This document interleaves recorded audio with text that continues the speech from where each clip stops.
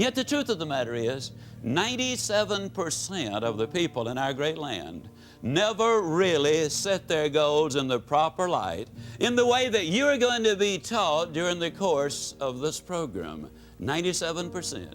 And one of the major reasons is because of a little thing called fear. Now, you spell fear, obviously, F-E-A-R. And that really is an acrostic for false evidence appearing real. But if it appears real, ladies and gentlemen, it's real. For example, I could take this handkerchief and my finger and rob the bank in your town in all probability. All I'd have to do is put the handkerchief over my face, put my finger in my pocket, and walk up to the teller and in my meanest voice say, "Give me your money." And chances are superb that they would give me the money. The evidence would be false, but it would appear real, and because of that, they would give me the money. A young Cuban hijacked an airplane to Cuba with a bar of soap. He took it to the captain of the aircraft and he said, "Let's go to Cuba. I've got a bomb in here." Though the evidence was false, it appeared real, and they went to Cuba.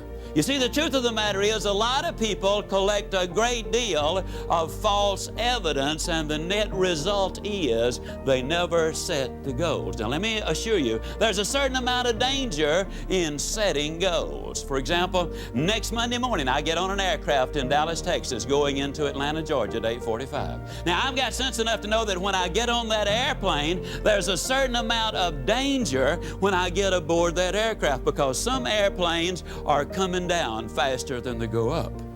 And I'll tell you, when those airplanes come down faster than they go up, there's danger for me. But there's more danger for the airplane. You see, when an airplane comes down faster than it goes up, you just about can't hardly trade those dudes in at any price. I mean, their market value is gone.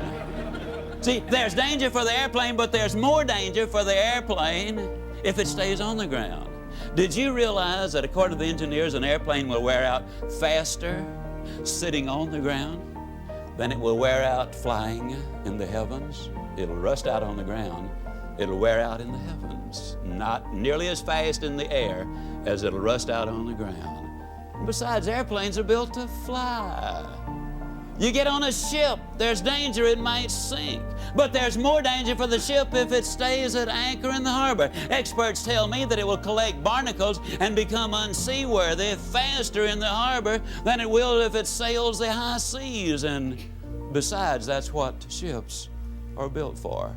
Now, there's a certain amount of danger in setting your goals, because, you see, you might not reach those goals. But folks, there's danger if you don't set the goals. You see, man and nature are 180 degrees apart. We use up nature's natural resources by using them up. But we use up man's natural resources by not using them at all. Oliver Wendell Holmes expressed it very eloquently when he said, "The tragedy in America is truly that we waste our natural resources. But one of infinitely greater tragedy is the fact that we waste our human resources by not using what we've got." And the average person goes to their grave with their music still in them. What a shame. You got to have goals, ladies and gentlemen. I want to talk a little bit about goals on the line of how do you lose 37 pounds and write a book. I'm just going to kind of give you that as an example. For 24 years of my adult life, by choice, I weighed well over 200 pounds. I say by choice because, you see, I have never accidentally eaten anything. I mean, it's always been deliberate. And when I choose to eat too much today, I have chosen to weigh too much tomorrow. You can choose to set goals and realize your potential, or you can choose not to set them Now, if you choose not to set them, you got to understand that the consequences are not going to be good down the road. For 24 years, I was going to lose that weight. As a matter of fact, in 24 years, I lost several thousand pounds of weight. How many of you already know exactly what I'm talking about? But it wasn't until I wrote it down, put a date on it, listed the obstacles I had to overcome, identified the people, the groups, the organizations I needed to work with, spelled out a plan of action, set that time limit in there, and identified all of the benefits to me. It was only when I did that that the goal became a reality, and I lost the weight.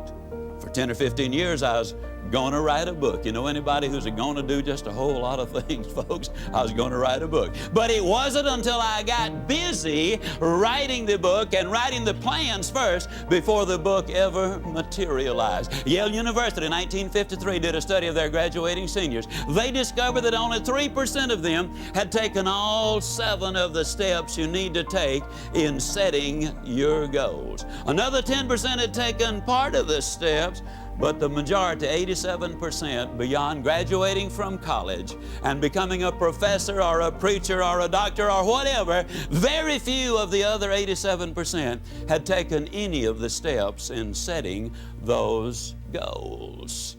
Now, in 1973, 20 years later, they did another study of these graduating seniors. And in the area which you can measure, which is in your career and in your finances, the 3% who had taken all 7 steps, that is, they had written down, clearly identified exactly what they wanted, they had put the date on when they expected to get there, they had identified the obstacles they had to overcome, they had spelled out the people, the groups, the organizations they had to work with, they had identified what they needed to know, they had developed a plan of action, and they had written it down. Why do I want to get there? These 3% had accomplished more than the 97% combined who had not set those goals. Now, if it sounds like I'm trying to sell you on having goals, how many of you are getting close already? How many of you are becoming convinced right quick like that you need to have those goals? There's no question about it. The immortal J.C. Penney many, many years ago said, "Give me a stock clerk with a goal, and I'll give you a man who will make history. But give me a man without a goal, and I'll give you a stock clerk." Now, the interesting thing is goals do not care who has them. Let me give you a classic example of the way they work. In 1950, a war-torn, devastated Japan, a nation which had lost an incredibly high percentage of its young men. Their cities were in ruins, they had been bombed out, but in 1950, they got together, they meaning industry and government got together and set a goal. The goal was, we're going to be the #1 nation in the world during the 1950s in the production of textiles. In 1959, ladies and gentlemen, they accomplished that objective. In 1960, they set another goal. We're going to be the #1 nation in the world in the production of steel. Now, when you understand there's no iron ore in Japan of any significance, there's no coal of any significance there, we're going to be the #1 nation in the world in the production of steel, it seemed like an absurd goal, and yet they reached their objectives. They had taken all of the steps. In 1970, the Japanese set another goal. They said during the 70s, we'll be the #1 nation in the world in the production of automobiles. They missed it, folks. 1 year. It took them until 1980. In 1980, they set another goal, and this time their goal was, we're going to be the #1 nation in the world in the production of computers and electronics. And they're working very, very hard to reach their goals. Yes, indeed, ladies and gentlemen, you absolutely must have those goals. You got to write them down. You got to put a date on it. You got to identify those obstacles. You've got to identify the people, the groups you need to work with. You got to find out what it is you need to know. You got to develop a plan of action, and you got to write it down. What's in it for me? Now, that's a formula that I have just given you, pure and simple. Now, if I were to ask you what 3 times 3 was, there isn't a person here who could not instantly answer it. But if I were to ask you what is 5,128 times 2,165, odds are enormous that very few of you could pop out the answer that quickly. But if I were to say to you, get your pencil and paper out, figure it out, then all of you could figure it out. Why? You know the formula.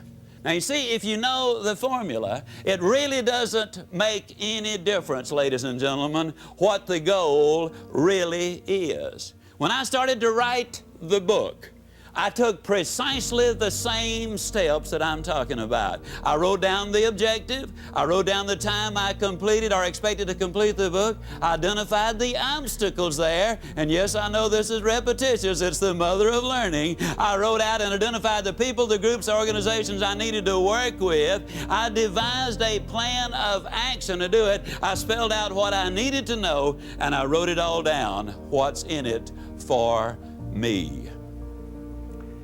I think most of us would like to be part of that successful group of people with goals, but few of us take the time to sit down and write out our plan for life. The truth is, most of us just don't know how to go about doing it. So here are 7 steps to help you start setting goals. First, you've got to identify the goal. Next, you need to set a deadline for achievement. Number 3, you need to list the obstacles to overcome. Number 4, you need to identify the people and groups to work with. Number 5, you need to list the skills and the knowledge required to reach your goal. Number 6, you need to develop a plan of action. And number 7, you need to list the benefits. What's in it for me? These are the 7 steps you must take to set your goals.